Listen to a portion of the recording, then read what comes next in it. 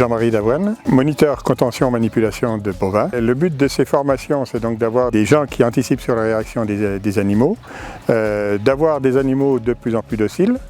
Et lorsqu'on s'aperçoit d'une réaction un peu de peur, d'angoisse de la vache, de réagir tout de suite. Si on a l'éleveur présent, il y a plusieurs points calmants sur la tête de la vache que l'éleveur peut appliquer. Donc ça, on a des inséminateurs qui sont formés et qui peuvent transmettre l'information. L'idée de ces formations, il y a toute une partie le matin où on va chercher à comprendre le comportement de la vache, à avoir ses réactions, parce que ça c'est immuable et ça ne peut pas changer.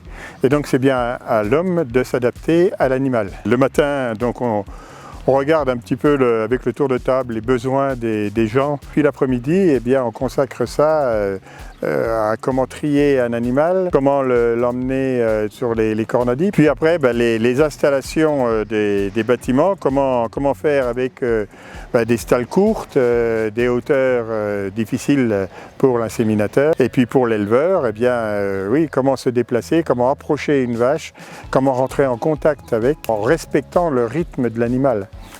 Qui est relativement lent. C'est des animaux qui prennent peur, moins vite qu'un cheval, mais assez vite.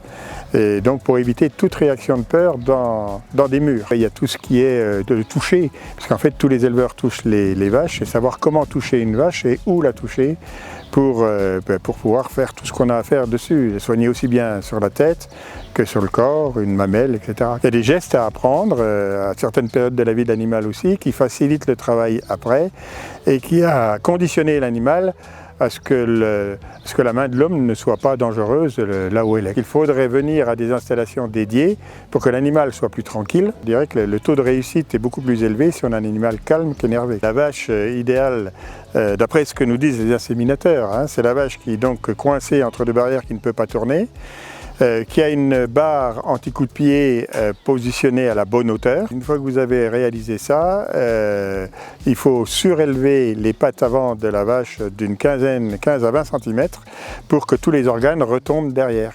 Et ça facilite, même si les vaches sont énormément grandies, ça facilite le travail de l'inséminateur. Donc là, on aurait un gain de temps, forcément, et un gain de réussite.